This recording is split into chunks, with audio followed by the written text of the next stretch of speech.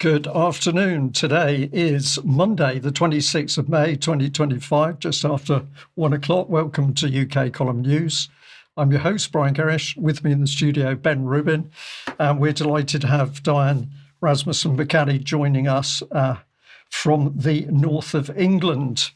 Now, if the general public in UK were not aware, it was a weekend of major strife and upheaval with a national strike, which hit a number of cities. This was really incredible stuff, and major events happened in Plymouth. And Ben, you were there. Indeed, I was, yes. Great to be here. So police reported a tense, challenging and sensitive day over the weekend on Saturday as a wave of anti-government protests and counter-protests was staged in towns and cities around the UK. And I think staged is probably a good way to describe it. I went down to Plymouth to take a look for myself. Hello, it's Ben Rubin from UK Column in Plymouth. And a few days ago, Devon Live shared a story about an upcoming protest which is happening today, being organised by a national strike movement protesting against the Labour government. It's got a bunch of demands, it's got an agenda, a bit of a manifesto, and they're going to be out on the street protesting. Interestingly, there is a counter-protest which just happens to have been organised for the exact same time, and the counter-protest is coming out, one would have to guess, on the side of the government. And that one's been organised by a bunch of unions, including Unison, organisations like Stand Up to Racism, I've spoken about previously on the column, which is headed up by people like Diane Abbott, the long-time Labour MP. And I think there's something a little bit fishy going on here. Where have these protests come from? What are they actually for? Who's behind them? And what's going to happen on the ground today in Plymouth? Let's find out. Interesting observations, Ben, and I think you're spot on. Something very strange. What did you discover? Something very strange going on. A protest and a counter-protest, all conveniently organised at the same time. This Devon Live article that I mentioned in that little piece there is how I came across this, but it's been all across social media. Police prepare for national strike in Plymouth this Saturday. Concerns have been raised of a repeat of last summer's disorder.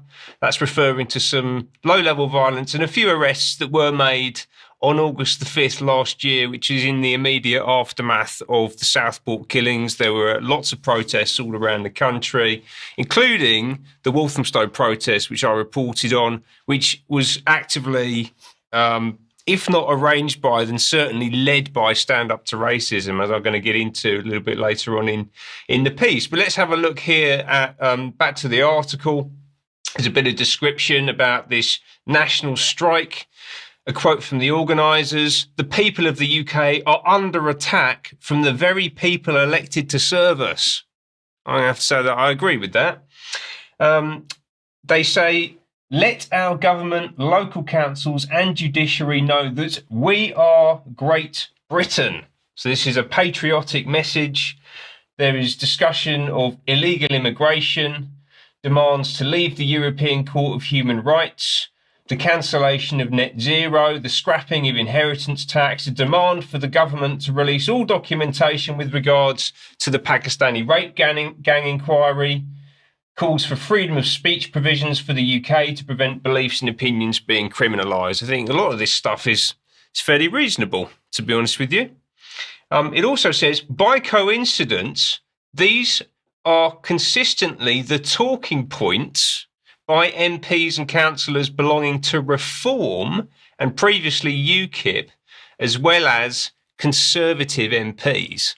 So this has very much been positioned on the right wing. This is the national strike anti-government protest. Can I be a bit tougher, Ben, and say, to me, this is anybody who's actually challenging the government quite rightly in these areas is now going to be smeared with activities by this unknown group of people. That's my take. That's certainly what it feels like. There's also some quite inflammatory language in there. So actually it talks about justice for an estimated 1 million plus little girls with the Pakistani rape gangs. I think that's probably overestimating it. I think it's certainly tens, maybe hundreds of thousands, and I'm not diminishing that at all, right? But actually they've over-engineered that statistic a little bit, I think. And also there's, again, just this focus on the Pakistani rape gang issue, which certainly is an issue, but actually this is a much broader problem. Right, so there's a lot of stuff in here that actually I think that I would agree with, but then actually it feels like they've overdone it in certain areas. And actually, I'm a little bit suspicious about why they might want to do that, to be honest with you. We'll come back to that as we go along. Who's behind this? So it's this organisation, the Great British National Strike, which is run by a former soldier called Richard Donaldson. And this just popped up in August last year. Right, so we got this relatively new, relatively unknown organisation, which has just somehow managed to organise a network of protests all around the UK. So there were 3 in Devon and Cornwall alone. I think we had Torquay, Exeter, Plymouth, and then these have been going all around the country: Lincoln, Norwich, Swansea, Manchester, Edinburgh. And actually, apparently, there's some stuff been going on internationally as well. So places like Amsterdam, I've heard talk that there was a similar thing happening on the same day, based around the same issues. Not saying that all the international stuff was necessarily organised by this organisation, but there does appear to be quite a lot of coordination happening here around these supposedly organic street protests. Anyway, let's head back to the article, because as I said, there is a counter-protest as well. Really importantly, the counter-protest, as I mentioned in the film, comes from Unison. So this is a union-backed thing, the National Education Union, the RMT, Plymouth Women's Network. So we're getting this kind of gender-based, intersectional perspective coming into this. And importantly, groups such as Stand Up to Racism, who we spoke about again last year, Diane Abbott, it was the president. This is very closely linked into the top levels of the Labour government, right up to cabinet, but also the kind of historical anti-fascist movement, Hope Not Hate, these kinds of organisations, right? And this sort of anti-fascist message was absolutely central. As you can see again here on the piece, no fascists in Plymouth. Join the counter demo. Far-right groups online have called for demonstrations in cities across the UK under the farcical banner of a national strike, even though they're not backed by a union, because apparently it's only unions you can strike. And apparently this strike is in favour of attacks on immigrants and Asian communities, tax exemptions for millionaire farmers, and climate change denying conspiracy theories. So I've got to say, Ben, this agenda to me is being wound up by Devon Live. I wonder whether this is a democracy reporter who's actually put this together. So we've got unknown people who establish a supposedly nationwide demonstration, then they're supported by bona fide organisations. How does that work? And then they get massive coverage in Devon Live. If this was just an event which had been created by some of the, let's say, reform, would it have the coverage in Devon Live that this event has got? And I would suggest no. No, certainly not. And there was an ITV crew down there, and it's been on the BBC, and it's been pretty much blanket coverage, actually, right? So call me suspicious. But anyway, the counter-protest, interestingly, kicked off first. So I went down to the city centre, and I had a little look at what was going on. You can see quite a bit of police presence there. This is just after 11 o'clock in the morning on Saturday. Lots of people who are sort of not quite coppers, so the community people and private security. And you can see all the flags are there. So Unite's there, Unison, the Refugees Welcome, Stop the Far Right banners from Stand Up to Racism. And there's a lot of people, about 100 people, and this crowd grew to about 150, 200. A lot of people like this fella here with a mask on. really not wanting to have anyone see who he is, actually, right? There were quite a few people like that. And I spoke to someone in the crowd who said that they had spoken to some people who were masked up who'd come from out of town, right? So actually, I get the sense that quite a few of these people are not from Plymouth. Although they are, interestingly, given that this is a counter-protest to the anti-government protest, they are actually quite down on Keir Starmer. So there's a little sign you can see there which says Starmer has blood on his hands, which is absolutely correct. Might be a little bit small on the screen for some people, but down the bottom in the centre there, you can see that. And that's obviously to do with this. And these were the two largest flags flying on the day. So you've got the Palestinian flag on the left-hand side there. And then what I see is essentially the globalist flag, right? That's what that flag is to me, that transgender LGBTQ flag. That's about globalism, ultimately. And the key thing for me here is that you're not going to unite the British people under those two flags. Those aren't our flags, right? It's not to say that we don't care about Gaza, we don't care about Palestine, but if you're going to try to create a united national movement to fix the country, you've got to do it under your own flag, ultimately, right? Really importantly, and that's not what these people do. Who else was there? So this was the TUC, Plymouth Trades Union Council, who actually were established in 1897. I know I said a minute ago that I think quite a lot of these people were from out of town, or they're students, or that kind of thing. There were some roots here, right? So to give them their due, this is an organisation that's been in Plymouth, no doubt looking out for the welfare of working people for a long time, right? So it wasn't just the case, but there were also some of these kind of not quite paramilitary groups, but certainly activist, anti-fascist types, and the sorts of people that you get along with that, right? So there's a lot of young men in groups with masks, looking quite uncomfortable, to be honest with you, right? And then you got a real sense with this lot, and I'll get into it a bit more in a moment, that actually they're quite intimidated. They're quite, they're scared of this sort of far-right bogeyman, basically. And I think that's driving a lot of the behaviour. All the messaging was being driven by essentially a ringleader. So there's this guy here. I don't know who this is, but I'd certainly like to find out. And he was leading chants through the day. They were handing out these leaflets. You know, this is all very, very well organised. I'll pull a few of these out so we can have a look at them. The top one was repeated a lot, saying, "We are many, you are few, we are Plymouth, who are you?" And that was all being directed to the opposition side, right? And actually, I see that as a provocation because actually, as we'll come on to it a little bit later, the people on the other side of the square that were in the protest were Plymouthians. You go and talk to them and you can hear, right? Their accent was a local accent. They're local people. They're concerned about the future of the country. So I see this as a provocation, not just that chant, but really a lot of the behaviour on the ground as well. Health and housing degradation is not caused by immigration. BS, I won't say the word, but you know what I'm saying. Come off it. The enemy is profit. So there's a lot of this sort of, it's illogical, right? Health and housing degradation is not caused by immigration. Well, it might not be the only thing that causes it, but actually if you load in millions of additional people into the country, then the health system's going to suffer, housing's going to suffer, it's going to degrade. So you're chanting things which just aren't true. And then a really, really heavy anti-nationalist, globalist message: no borders, no nations. Yeah. Yeah, they want to destroy the nation state. Brick by brick, wall by wall, racist borders have to fall. Borders are racist. Yeah. This is the position that we're being presented with. That is a totally radical position. Yeah. There is nothing mainstream about that, really, when you get into it. Right. But we're being told that this is supposedly the voice of Plymouth, the voice of the people of the Southwest. And I'm not sure I buy it.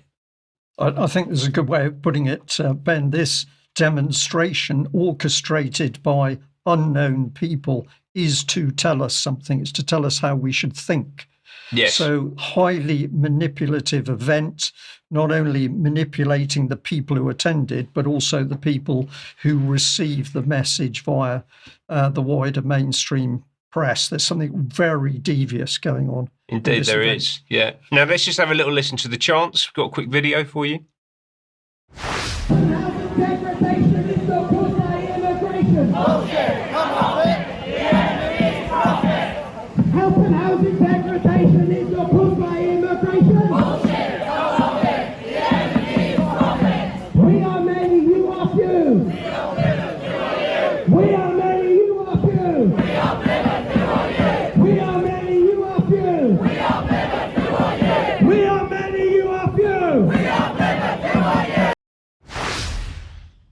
So there you go. We are Plymouth. Who are you? You're the fascists. You're the Nazis. And who's he actually talking about? Well, you look on the other side of the square. When that was happening, you basically got about 20 older ladies, mothers, grandmothers, who are concerned about what's going on in the country, basically. And they're talking about the boats. They're talking about two-tier justice. They're talking about the issue of net zero. Lucy Connolly was a name that came up a lot. And the left wing, the counter-protesters, are basically standing there screaming at these people from the other side of the square at 11 o'clock in the morning. You know, the tone of it was remarkable, as I go on to describe in this next little clip. So this is kind of mad, actually. It's basically what we've got is the anti-fascists over there, who are fairly numerous and very clearly quite well organised. Lots of banners, lots of leaflets, guy on a microphone who's leading this chant. And there's probably, I don't know, a couple of hundred people tops. And then on the other side of the fountain, you got the main protest, which hasn't started yet. So this slot started at 11, and the actual protest is starting at midday, supposedly. And over this side of the fountain, we've got, it's basically about 20 people. And they're sort of standing there, looking quite bemused by the whole thing, to be honest with you. And the guy leading the chanting over there, I don't know who that is. Basically, he's spent about 5 minutes explaining to all of the people in his crowd that they should be scared of the fascists and that they need to stay together so they don't get attacked. And then to follow him 30 feet over there so that they can basically stand there and shout at these other people. And that's what they've been doing for the past sort of 5 or 10 minutes.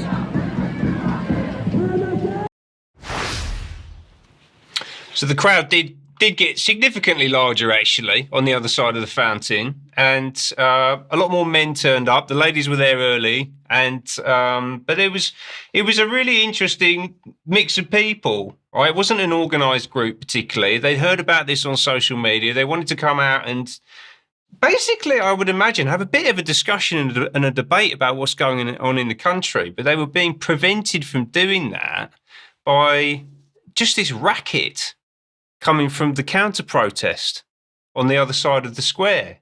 And I had some great conversations. A couple of people who recognised me, a couple of UK column viewers came up to say hi. It was fantastic. One of the things that I was slightly concerned about, you can just see here, the lady policeman, is that what can I say that? The police ladies just walking around, they're all wearing cameras, right? And so it was always in the back of my mind that actually a lot of this is a data gathering exercise, right? And I think that the people who've set this thing up essentially want to see who comes out, how they behave, and get a load of information about what's happening in the city ultimately, and this will be going on all around the UK.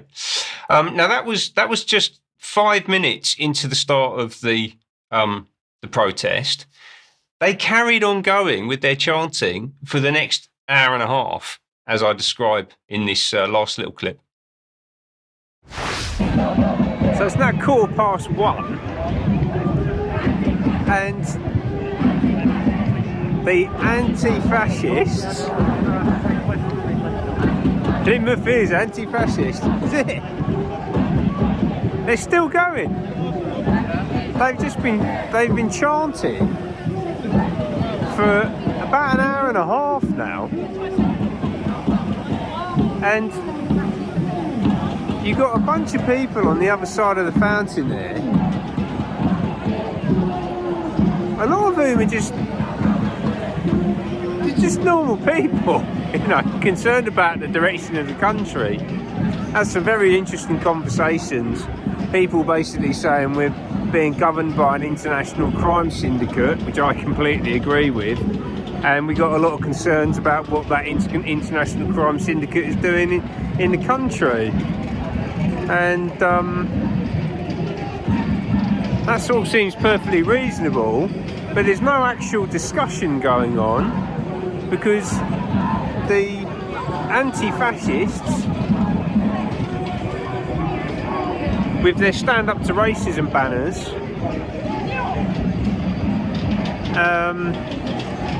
and their socialist worker banners and all the kind of usual suspects,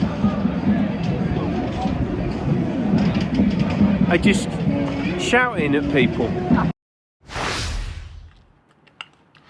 Which actually seems to be the tone of national debate more broadly, doesn't it? People just shouting at each other, and in the volume, no appreciation for shared heritage, shared objectives. Any of the things that would actually lead to useful progress in the country. Now, obviously, this has been presented by Stand Up to Racism as some kind of great victory against the far right. We can see here from the website the far right Great British Strike has been seen off by determined anti-racist resistance who just happen to want to destroy the nation state. That is their literal stated position. That's what they're out there talking about.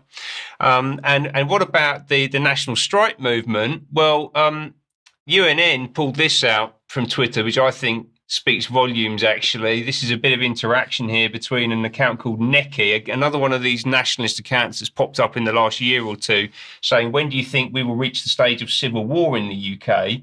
The Great British National Strike Group saying, I feel like it's imminent, right? So actually it strikes me that this is part of this narrative and this attempt to spark off civil conflict. And UNN, good on them, say these people are going to march the Tommy Tards to the top of the hill and then run off, just watch. And I think that that's probably fair to say. It screams of psychological operation being run by the establishment. And it's basically a direct attack on patriotic working class men and women. That's the way that I took it. And interestingly, as a final point, the Great British National Strike Twitter page has just been taken down, and we don't know what's going on there, but I'm sure we'll find out more as the week goes on. Ben, thank you very much for that excellent summary of events in Plymouth. We've taken quite a long time to cover this because we think it's so important, because, of course, it wasn't just happening and hasn't just happened in Plymouth. It's happened in other cities as well. It's happened in Northern Ireland.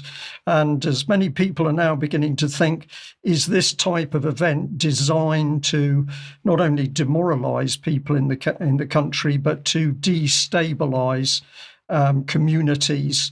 And meanwhile, we get the globalist agenda pushed through, and if you dare challenge it, you're some sort of right-wing extremist. Exactly. So we regard this as a very, very dangerous precedence on the streets of UK, and we're certainly going to be digging into it more. If any of our viewers and listeners have information about who is behind these sorts of events, then please do let us know. Well, we're going to move on by going to another hotspot, but this time on the global stage, and that's Ukraine. And surprisingly or not, emotions very high around Ukraine as well. So over the weekend, we've had Trump supposedly calling Putin absolutely crazy as a result of the fact the Russians unleashed another massive drone strike across Ukraine as a whole over the last couple of days. And the Kremlin looking at the West and saying everybody's very emotional. So we've got bloodshed on a truly horrific scale in Ukraine continuing, but the West is deeply unhappy because their narrative is falling apart. Let's have a look at this interview clip with Colonel Douglas Macgregor talking on how he sees Ukraine. My point is the Dnieper River is a natural barrier.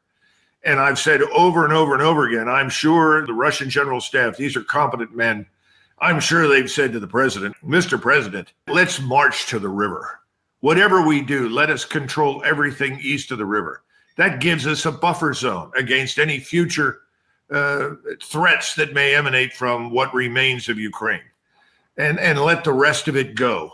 After all, the Poles, Romanians, the Hungarians, probably the Lithuanians, the Moldovans, everybody is making claims on portions of Western Ukraine. The Romanians would like to have Bessarabia back. Most of the people listening to us today don't even know what that is. My point is, this is a very old part of the world. We need to get out of it. It's not us. We know nothing about it. But everybody who lives in it and around it does know about it.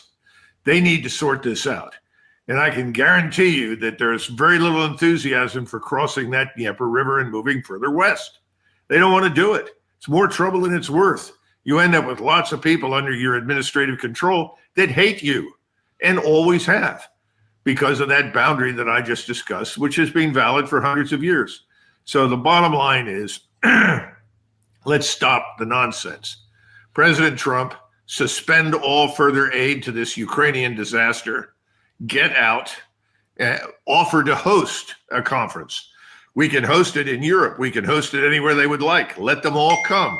Without us, by the way. We could have a representative that sits in and listens, but let the people that live in it and around it make the decision on where the new boundaries will be drawn. And let it go. It's not us. It's not our country. Well, I wonder whether any reasonable person could disagree with what General McGregor had to say on that. I certainly couldn't disagree with anything. But the interview that clip was part of, there were some other things which were discussed. Let's have a listen. Yeah, it could be that Trump is moving in that direction because he did say that that the two sides are going to be the ones who are going to figure this part out. We're not going to. So apparently he is out of the mediating business. We'll see if that continues to be the case. But what could be, and I stress could be, motivating him and hopefully to make the very decision you just articulated is because he's taken a look and things are literally starting to crumble on the battlefield. We've been talking about the possibility of this for a long time, but there are more signs that something is afoot here. First of all, a week or so ago, the New York Times reported from the Institute for the Study of War, which sometimes has good numbers, even if their analysis is just hideous. But they said over the previous 16 months, the Russians had taken 1,800 square kilometers from Ukraine. They don't even talk about in there how many troops that the Ukraine side had lost. But then they point out that in wars of attrition, incremental gains can presage a breakthrough if the losing side runs out of troops, ammunition, and its defensive lines collapse. Now then we have, in the last just few days here, the commander of the 47th Mechanized Brigade was resigned, and this is their premier mechanized brigade, the 47th, because he said, these stupid decisions that these guys keep making that get us killed and don't even have a chance of success, he finally resigned in disgust. Then, right after that, the commander of the 59th Brigade was fired because, and when you read down into the details, it's not just that he didn't do a good job. It's that in the Pokrovsk area that Julian Ripker was showing just a second ago, he had a tactical redeployment of his troops from an unfavorable position to a favorable position, but it was a little bit further back. And so almost like a Hitler type deal, the Ukraine leadership with Sersky and then, of course, Zelensky says not 1 inch. No, you can't redeploy anywhere, even if it makes sense. So more detail there, disaster on the battlefield for Ukraine. And this is the correct situation on the battlefield at the moment. And this is the reason why the West at the moment is so uncertain in reporting. They daren't report what is actually happening on the battlefield. Are the Russians taking losses? Absolutely. Are they continuing to move forward? Absolutely. So let's contrast that opinion with how the West likes to project what's happening on the battlefield. And we've got a little clip here with General Ben Hodges and Times Radio. Hello and welcome to Frontline for Times Radio with me, Kate Jabot. And we are joined today by senior retired American General, Lieutenant General Ben Hodges. After 11 years of this war, with Russia having every advantage, they still only control about 18% of Ukraine. And it's not getting any better. They do not have the ability to knock Ukraine out of the war. They don't have any massive breakthrough capabilities or some force that could exploit any penetration along the front lines. In fact, what we're seeing the Russians is just continuation of these what the Ukrainians refer to as meat assaults, people on mopeds and motorcycles and e-scooters and golf carts and they're getting slaughtered. I mean, they lost, according to British intelligence, almost 400,000 casualties last year for a gain of almost zero. But Putin's never said that he wants to control Ukraine, right? Absolutely. A key point. So the West continually talking about Putin wanting to invade and take over the whole of Ukraine, when clearly that's not the reality.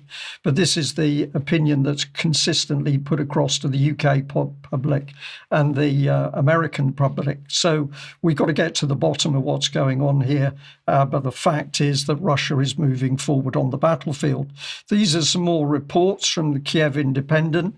Russian troops have upped the intensity of their Donetsk Oblast offensive in recent weeks, increasingly pressurizing a relatively large Ukrainian pocket between some of the last cities in the region. But these pockets are forming all over the Ukraine front at the moment. Russian troops have been pushing forward towards Konstantinivka from two directions, slowly closing in on the Ukrainian pocket west of Toretsk. This is not a stalled battlefield. This is a battlefield which is moving, and the Russians are moving forward, but the West doesn't want to report it. Ukrainian soldiers who spoke to the Kiev Independent often criticized their command to hold until the end, even if the positions would soon be overrun by Russian troops, and the Ukrainians would be left without proper evacuation or orderly withdrawal. And this is the situation that's repeated. And of course, when the withdrawal is not orderly, this is when the Ukrainians take such huge losses. But who's reporting in any case from Ukraine? Well, here's the Kiev Independent. And if we have a look at the young journalist who wrote the article I've just read those excerpts from, Asami Terajima. Now, this young lady says that originally she was living in Russia with her family. They then moved to Ukraine. Her mum and dad now can't be in Ukraine, so they've moved to Poland, but she's still there reporting. She's very, very young, and I was fascinated that when I have a look at her, she was apparently featured in the Media Development Foundation's 25 under 25 young and bold list from 2023. And that's a list of emerging media makers in Ukraine. So let's have a look at her in a bit more detail. So there's a photo. You can see how young she is, 21-year-old college student who's apparently now reporting factually on the war, on the battlefield. But who's in the background providing the support for these kind of young journalists that are spewing out the Western desired media? Well, this one, you know, Ben, you've come across before, the Sigrid Rousing Trust. Absolutely, yeah. Tetra Pak, the people who make the milk cartons, it's that family. Just a family. Well, that's a very interesting point, as we'll see in a minute. So it's saying here that the Rousing Trust has given the Media Development Foundation $120,000 in March 2022 in response to the crisis in Ukraine. And if we have a look at the Rousing Trust, we notice that it's got a strong open societies flavour. But this is where it gets fascinating for a family foundation. They've put out 900 plus grants since 1995. Look at the sum of money they're dealing with. Over £500 million available to help shape the media in Ukraine. So is this free media? I don't think so. There's something else going on. And if you also want a little take on the situation in Ukraine, this is the Kiev Post from back in April, the end of April. And they were reporting that Mike Waltz was saying information about Ukraine that wasn't true. So they'd fact-checked it. US National Security Advisor at the time, Waltz, pushes alternative facts on Ukraine. He said Ukraine is a disastrously corrupt country and the oversight of US resources given to Ukraine is poorly tracked. He went on to say that Ukraine was one of and is one of the most corrupt countries in the world. Well, this was fact-checked by the Kiev Post. It said the part about Ukraine being one of the world's most corrupt countries is false. And they went on to then say that according to Transparency International's 2024 Corruptions Perceptions Index, corruption in Ukraine is mid-range on a worldwide standard, and Ukraine has achieved the 105th place from amongst 180 countries, along with Serbia, sandwiched between Dominican Republic and Algeria. So if you want to see the site that came from, here it is with a list of countries on the left. Apparently Denmark came top of the squeaky clean list, but you'll have to look way down for UK here at number 20. Is it all okay that we're providing all this help and support for a corrupt country to run a war where millions of men on both sides are being killed and maimed? It's pretty despicable, I think. Don't know whether you've got any comments on that organisation, Ben, but I found it quite incredible that a family organisation has got $500 million to hand out to help shape global journalism. Ooh, absolutely, yes. And also, what else are they into? We're going to have to come back to that another time. I'm also quite struck that the UK is only 20th. I think we're more corrupt than that, but we do a good job of convincing people we aren't. Yes, that's absolutely true. Well, on that unhappy note, I think we need a little bit more concentration on who is doing what to try and help the country. So, Diane, let's bring you in with us. You have been starting to really pay attention to who's out there in UK trying to do the right things. What have you got for us today?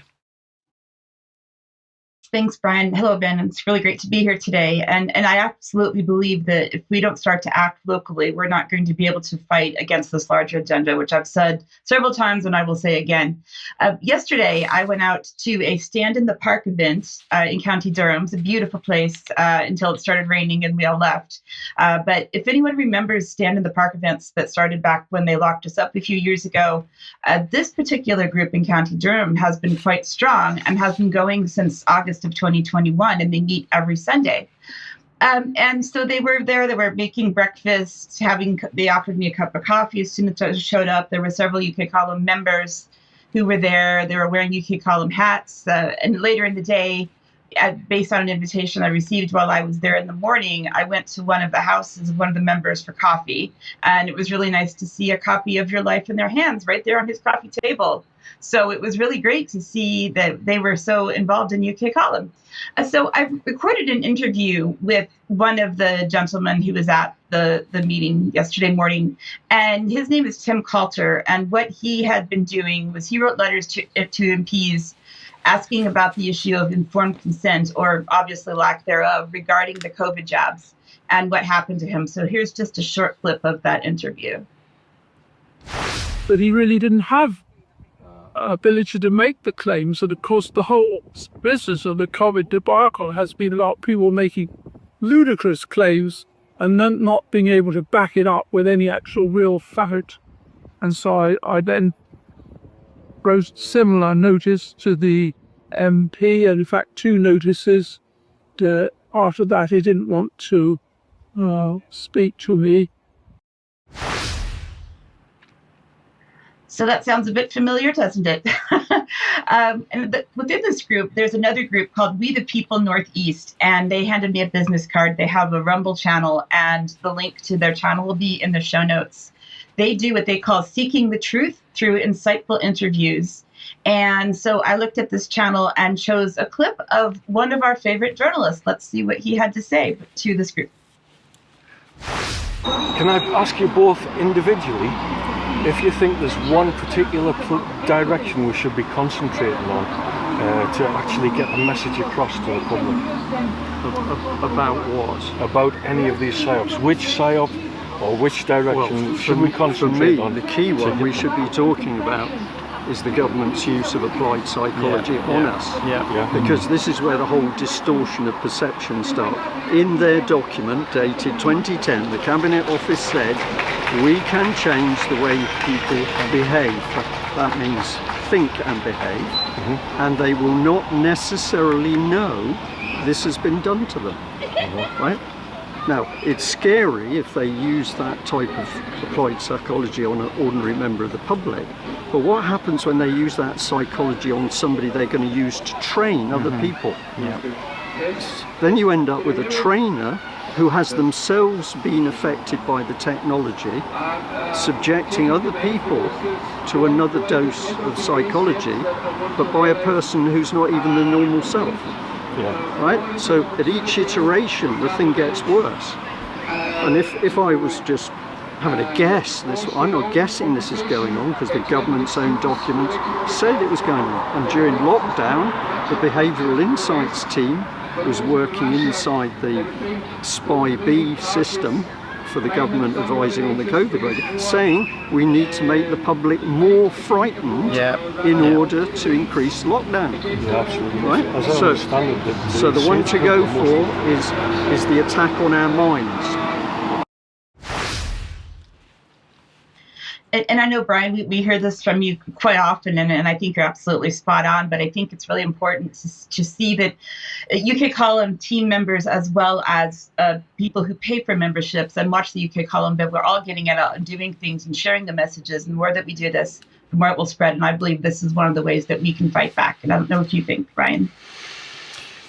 Well, it's knowing what you're fighting against is the key thing. Unless you know what you're fighting against and you can see it and identify it, you cannot fight. It's that simple. And what we have been pushing for so many years is that it's not a simple battle between good and bad people. We've got manipulation of perceptions as well. And as we're seeing with the protest that we've just started today's news with, was that a genuine protest created by people with genuine reasons to protest, or is this something that's actually been created in order to change public perception of not only individual but viewpoints? And I would say it's the latter. So we've got to keep educating people as to what they're actually fighting and calling out people who are doing the wrong thing. And what is really dangerous is where we get lured into believing that a label of a group of people means that everybody under that label is bad. If you're right wing, you're bad. That is never true for everybody. Similarly, for left wing, it's not true for those supporting Israel. It's not true of people supporting Gaza. We have to look at what they are actually saying at any particular time, and we have to break out of this this intense drive to lock us into the fact that you've got a label and therefore everybody put under that label is bad and is doing the wrong thing. I don't know how else to explain that, Ben, but I think it's a critical thing for us. That is the critical point, right? It's the divide and rule. Left v right, men v women, black v white. That's what they're trying to embed and entrench, and that's what will stop us from being successful. Right. But people have got to get out. They've got to be doing their very best to challenge what's going on, and that means in every reasonable way they can. Violence locks you into the state system. They want the violence. So non-violent protest in every possible way is the right way to go. And if I might add, discussion, because the overriding sense that I got from the event on Saturday was that the people over there who were shouting at these people, actually, they should just go and talk to them, and they'd find they had a lot in common, actually. Yeah. A lot more to talk about this. We can do more in extra after today's news. But let's first of all say a huge thank you to everybody supporting UK Column. We can only do this because of your financial support. So thank you everybody who's donating to the UK Column or who's taken out a membership, monthly or annual or lifetime membership. This allows us to operate. So if you're watching us for the first time today and you're not a member or a donator to the UK Column, please consider doing that, because that's why we're here, to use your generosity in order to get facts and information out. Now, on this evening, at 7 o'clock, we've got another germ warfare episode. What is German new medicine? And we've also got a very interesting, that I'm sure will be a very interesting session from germ warfare. But Ben, you've also recently completed this interview with Dr. David Miller and Vanessa Beeley. What have you been looking at here, Ukraine and Israel? Looking at the historical and contemporary links between Israel and Ukraine and questioning as to whether they may actually be more closely aligned than most people realise. That's coming up tomorrow.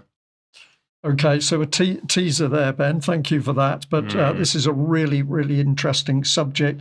The more you delve into Ukraine, the more you're coming up against the power and influence of Israel. And I think this is something that we need to lift the stone on if we're going to help the path to peace in Ukraine. We'll see what you have to say there.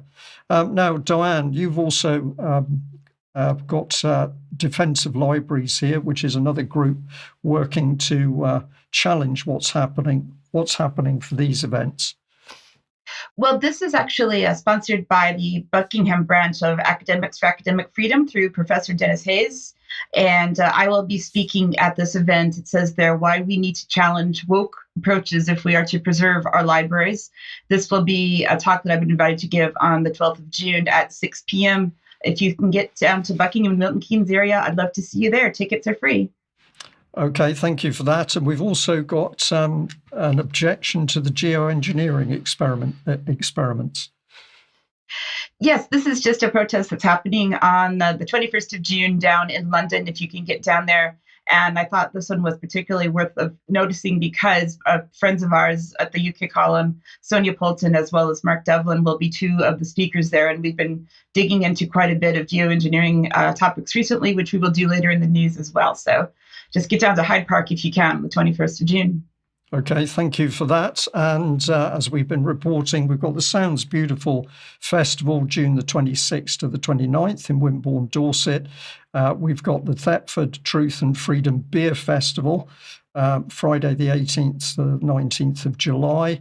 And we've also got the Bank Holiday Weekend Freedom Music Festival.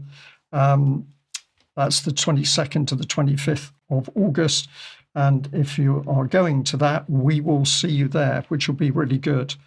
Now, very, very quickly, I've an eye on the time at the moment.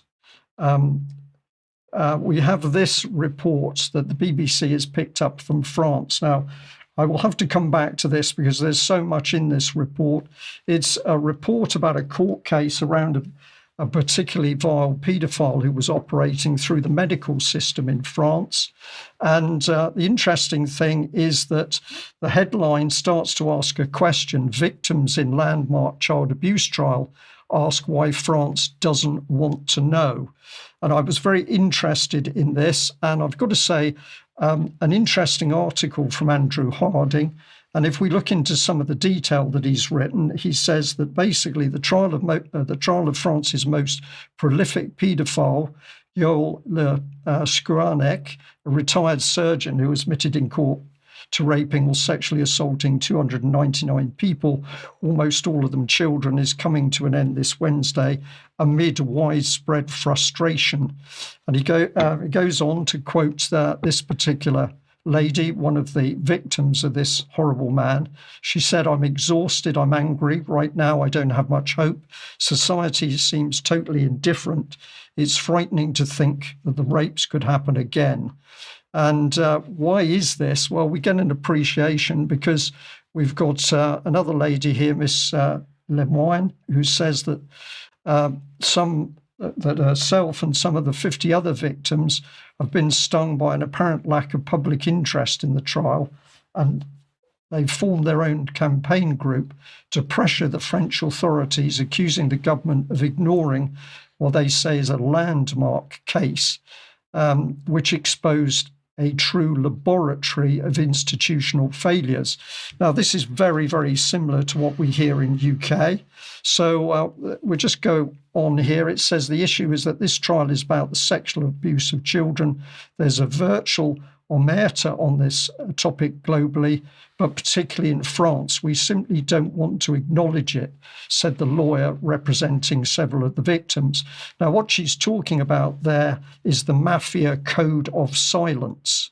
And this is being picked up by people in this case. And the lawyer who reported on the case, who's been supporting the victims, says there's a very important standoff between those who want to denounce child sexual violence and those who want to cover it up. And this standoff is taking place today in this trial. Who will win, she wondered.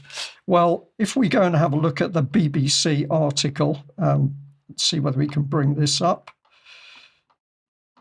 Stephanie, you'll have to advance the slide for me, please. Can we do that? Can you advance the slide, please?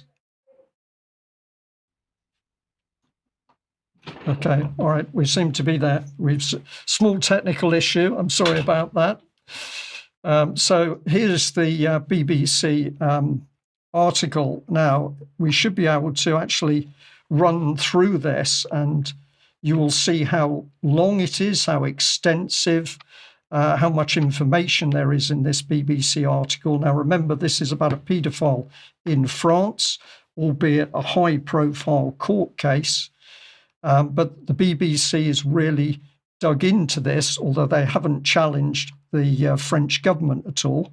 Now, I want to remind viewers that UK Column has been reporting on what is a massive abuse of children case for Nethe in Scotland, but within UK. We've been reporting now for quite some time on this. And what has the BBC been doing? Well, I think it's that wall of silence that the French people are also talking about, because if we compare the BBC's report of the case here, let's have a look at the length of their article. So this was as a result of the court case coming up, but we know that over the years that Nethe was operating, thousands of little girls went through it, and clearly hundreds, possibly thousands, were abused. But the BBC simply not dealing with this, but giving us a demonstration of this wall of silence. Ben, it's remarkable when you get into this very harrowing subject, how the BBC does not want to engage with reporting anything around child abuse in the UK. Hard to explain, Brian. It is hard to explain. Diane, let's bring you back with us and tell us more about the petition against geoengineering. Yeah, thanks. So the UK government petition that had been filed to make all forms of geoengineering affecting the environment illegal, which did get passed around quite a bit. It took a while to gain some traction, but it's finally got there. It now has around just under 156,000 signatures as of this morning, last time I checked. So that means that, of course, that Parliament will debate this. The debate in Parliament will take place later on in June. And I want to dig a little bit into the written response and kind of what this means for how they've responded so far. So the written response, I've quoted it, part of it here on this slide, which is sort of repeating, the clean energy 2030 net zero agenda. They say the priority, of course, is to reduce greenhouse gas emissions from human activities and to adapt to climate change. And they put geoengineering into two categories. One is the solar radiation modification, which is the dimming of the sun, et cetera. And one is the greenhouse gas removals. So what does that mean? That means that they are admitting that they are going to be looking at doing greenhouse gas removals. And it says this will be important for reaching net zero. Now, what do we know about greenhouse gas removals and who is sort of supporting this agenda? There is a particular professor down in Oxford. He's the professor of Earth Sciences, University College at Oxford.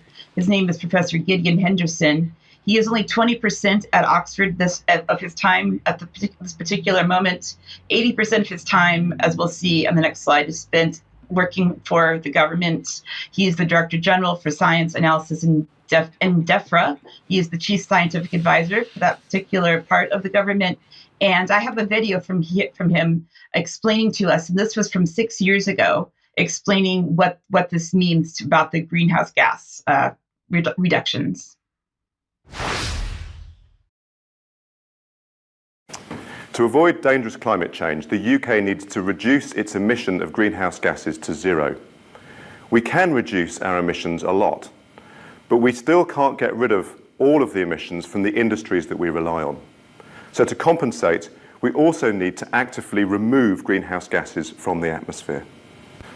The Royal Society and the Royal Academy of Engineering have just published a report which describes the various ways that we can use to achieve that removal. Some of them seem like common sense. We can plant more trees, we can change farming practices to store more carbon in soils, or we can use more wood in our buildings. But there's only so much space for trees and for buildings, so we also need to explore other routes to removal of greenhouse gases if we're going to reach net zero.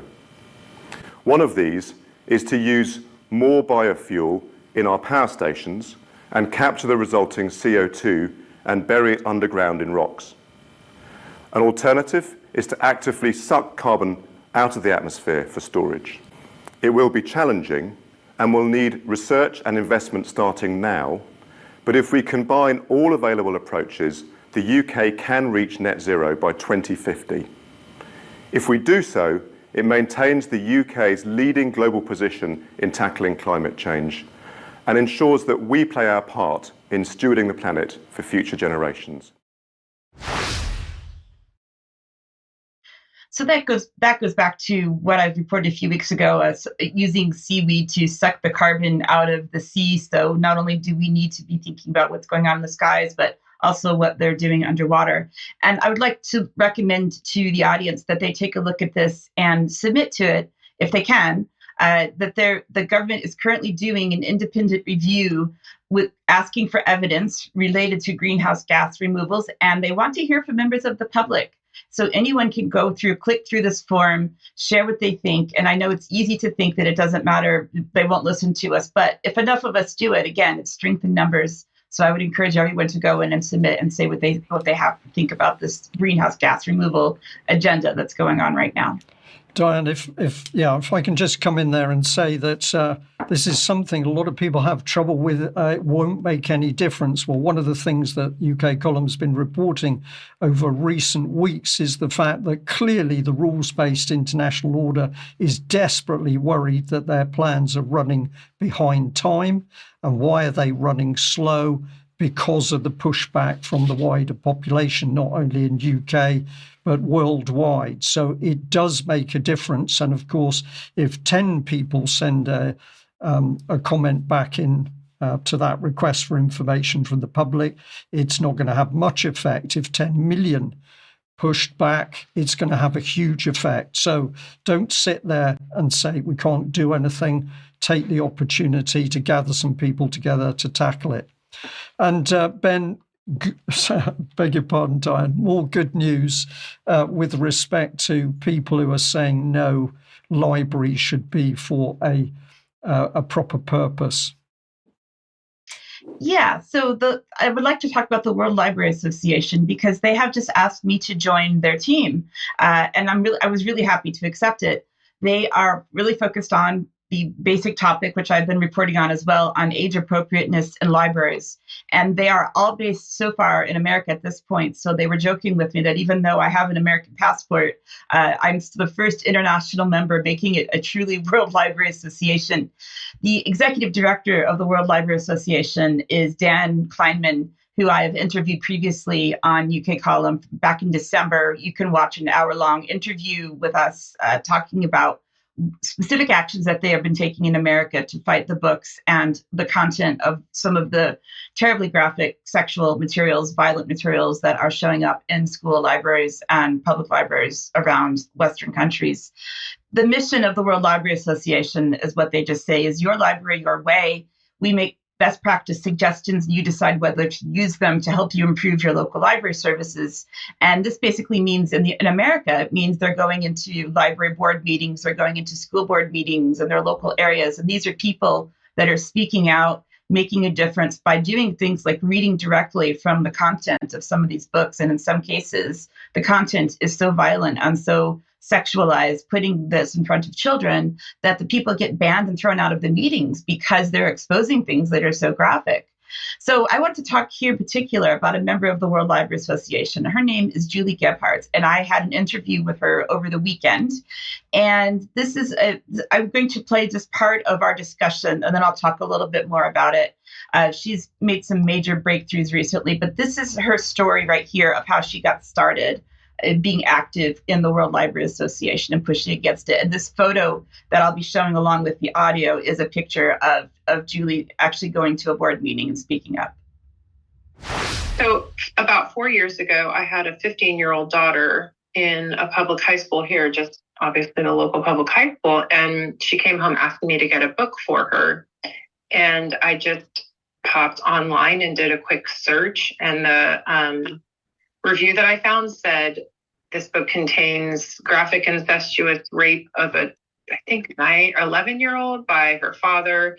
It contains sodomy, bestiality, pedophilia, like on and on, masturbation, prostitution. I mean, everything you can even imagine in detail in this book. And so I was stunned because I had not really experienced anything like it in the public schools. And my kids had been in public schools, even in California, had never seen anything like it. So that was like my moment of reality check, and started digging at that point into what was going on in our schools. So Julie told me is that she is very aware of the battle between the light and the dark.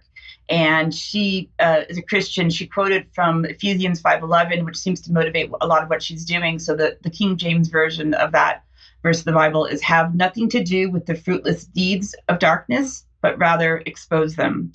She believes that we're starting to make a progress because she thinks that people are waking up and the light is starting to win over the dark, but we have to keep fighting if this is going to happen. I asked her for some examples of some of the books that she's been fighting against. And the one that she mentioned in that audio clip that her daughter was asked to read for school is called The Bluest Eye by Toni Morrison. Some other authors that she mentioned are Ellen Hopkins, who writes for young adult at a reading level for young adults and children, but the content is not at all for young adults and children. Another one is Craig Thompson is another author. Some books that they have found in their local middle schools, which in America is for sort of ages 11 to 14. This book is Gay, which contains basically a sex manual of all types of sex, of very deviant sexual behaviors, and telling children, whoever is reading this, how to do them. When I read the book myself, I was not even familiar with a lot of what it was talking about myself. There's a book called All Boys Aren't Blue, which is another one that is frequently challenged. And in the U.S. in particular, the reason that they're getting away with these books in the libraries is because the definition of obscenity is based on what something's called the three-pronged Miller test. And prong 3 says that if the work taken as an entire whole lacks serious literary, artistic, political, scientific value, then it can be defined as obscene. But if they can say that somehow it has a literary or scientific value as it's part of a novel, then it's not considered to be obscene and therefore allowable to be in libraries for anyone of all ages. And just a quick note about how this all happened was that she lives in Hillsborough County, Florida, and she's been fighting about this. And eventually the Commissioner of Education got word of what was going on because there's a legislator in Florida, Dana Trebuchet, who was in the Florida House of Representatives. Julie was sending information about the content of some of these books to Dana, and she started posting on social media about how disgusting and deviant this all was. And then eventually the Attorney General in Florida saw what she was sharing. The superintendent responded by asking to come to the meeting at the state level to explain why he wasn't doing anything about it. And so essentially what's happened now is that the Attorney General of Florida has spoken up. So we have a short clip from him from a press conference that he gave last week saying what he's doing. I will tell you that Office of Parental Rights, while we're only a couple weeks open, we are already busy, already receiving input from the public and taking action. Just last week, we sent a letter to Hillsborough County notifying them that there's harmful sexualized content in the school system there, pornographic in nature. We were delighted that it only took a day for them to get that harmful content out of the schools, and a couple counties have quickly followed suit. So this is just one amazing example, I think, of one woman who's a mother who was just concerned about what her children were being required to read at school. And she's made a difference at county levels, and it's spreading to more counties throughout the state. Now the Attorney General has stepped in to sort of push this forward. So we have just a last screenshot here of a tweet that she posted. So you can follow her on X, saying that, okay, this is great that they're taking these actions, but she's still expecting to want to see more. And she hopes that it continues in this direction. But this is just one mother doing something incredible. And I'm very proud now to be a member of the board of the World Library Association, Brian. So I hope I can do even more. Very much. What a brilliant place to end on. We've got to shine light into the darkness, and we've got to take the top off this terrible grooming of children. Children are our future, so this is clearly an area which we've got to focus on. But overall, the good news is that that rules-based international order is telling us they're running late with their plans, and that is because of increasing pushback. And if we can stay discerning, we can work out when we're watching planned demonstrations in order to pit one side against the other, so that ultimately the government and the powers behind it rule, then we're doing extremely well. So be kind to your fellow man, and let's be really discerning about who the bad people are and who the good people are. And we should test one another as to what direction we're going in. We must end today's news there.